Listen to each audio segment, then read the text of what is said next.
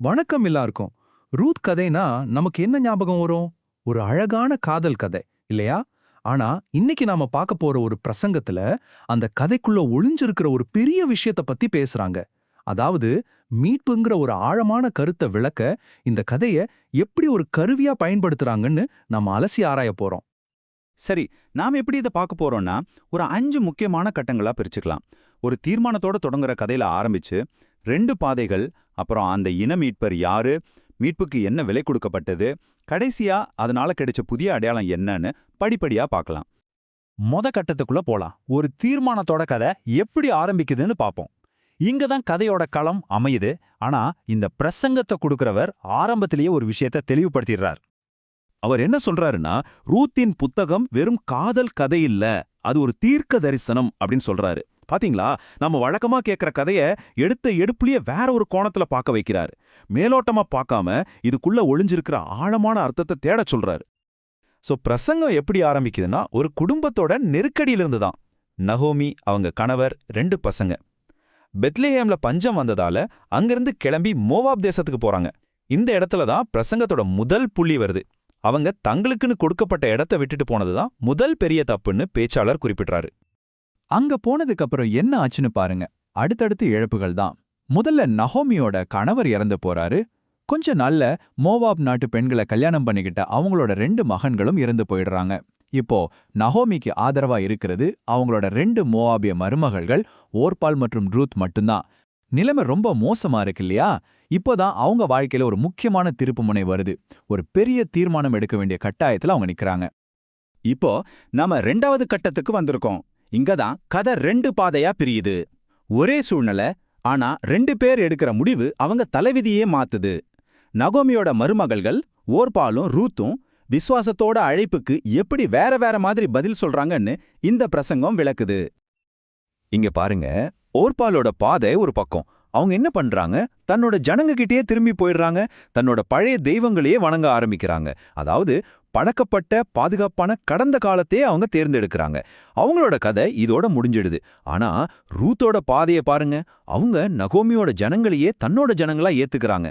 நகோமியோட தேவனையே தன்னோட தேவனா ஏத்துக்கிறாங்க. நிச்சயமில்லாத ஒரு எதிர்காலத்தை தைரியமா தேர்ந்தெடுக்கிறாங்க. அவங்களோட கதை இங்க தான் ஆரம்பிக்குது. சோ பிரசங்கத்துல ஓர்பால ஒரு அரைக்குறை விசுவாசியாவும் ரூத்த ஒரு முழுமையான அர்ப்பணிப்புக்கு அடையாளமாவும் காட்டுறாங்க. ரூத் எடுத்த அந்த முடிவு எவ்வளவு உறுதியானதுன்னு இந்த வார்த்தைகளே தெரியுது. உங்க ஜனமே என் ஜனம், உங்க தேவனே என் தேவன், நீங்க எங்க மரிக்கிறீங்களோ அங்கே நானும் மரிச்சு அடக்கம் செய்யப்படுவேன் அப்படின்னு சொல்றாங்க. இது வெறும் வார்த்தைகள் இல்ல, இது ஒரு சத்திய பிரமாணம். இனிமே பின்வாங்கவே முடியாதுங்கிற ஒரு உச்சகட்ட அர்ப்பணிப்பை இது காட்டுதுன்னு பிரசங்க ரொம்ப அழுத்தமா சொல்லுது. சரி, அந்த உறுதியான முடிவுக்கு அப்புறம் ரூத் நகோமியோட பெத்லஹேமுக்கு திரும்பி வர்றாங்க. இங்க தான் இந்த பிரசங்கத்தோட மையப்புள்ளியே வருது.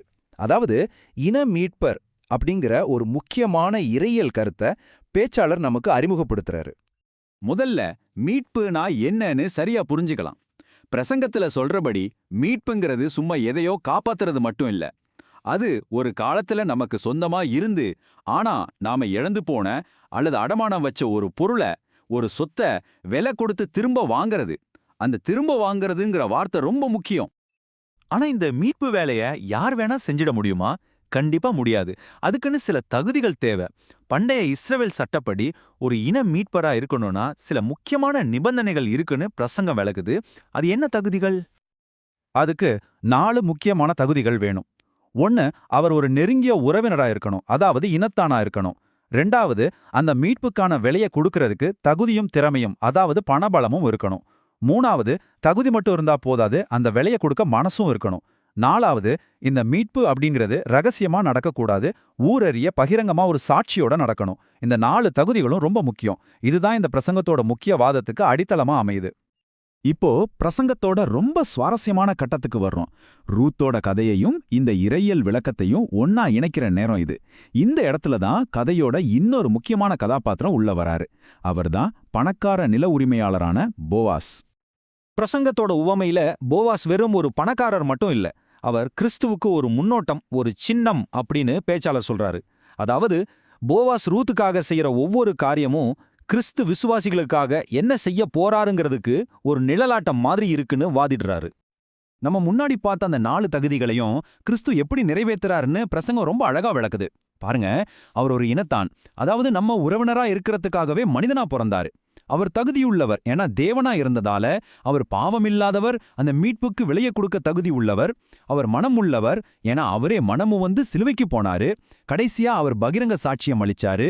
அந்த சிலுவை மரணம்தான் மீட்புக்கான பகிரங்க அறிவிப்பு. இப்படி அந்த 4 தகுதிகளையும் கிறிஸ்துவோட செயல்களோட பொருத்தி அந்த உவமையை முழுமையாக்குறாங்க. சரி, இப்போ நாம கதை பிரசங்கம் 2ஓட முடிவுக்கும் வந்துட்டோம். மீட்புக்கான விலை கொடுக்கப்பட்டுருச்சு. இதோட இறுதி விளைவு என்ன? ரூத்துக்கு என்ன கிடைச்சது?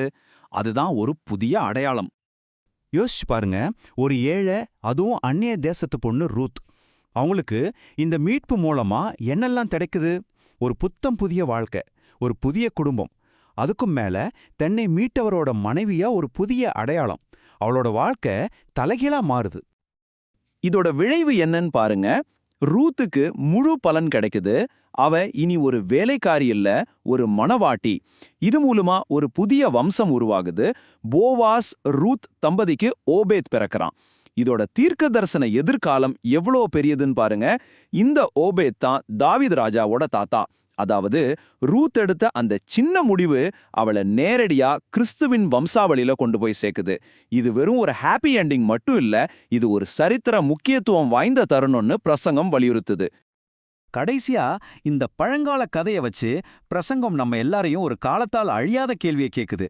நம்ம வாழ்க்கையிலையும் இப்படி சில திருப்புமுனைகள் வரும், சில சந்திப்புகள் வரும். அப்போ நாம எந்த பாதையை தேர்ந்தெடுக்க போறோம்? இதுதான் இந்த பிரசங்கத்தோட சாராம்சம். இந்த கதைய ஒரு எடுத்துக்காட்டா வச்சு நம்மளோட சொந்த முடிவுகளை பத்தி ஆழமா சிந்திக்க வைக்குது.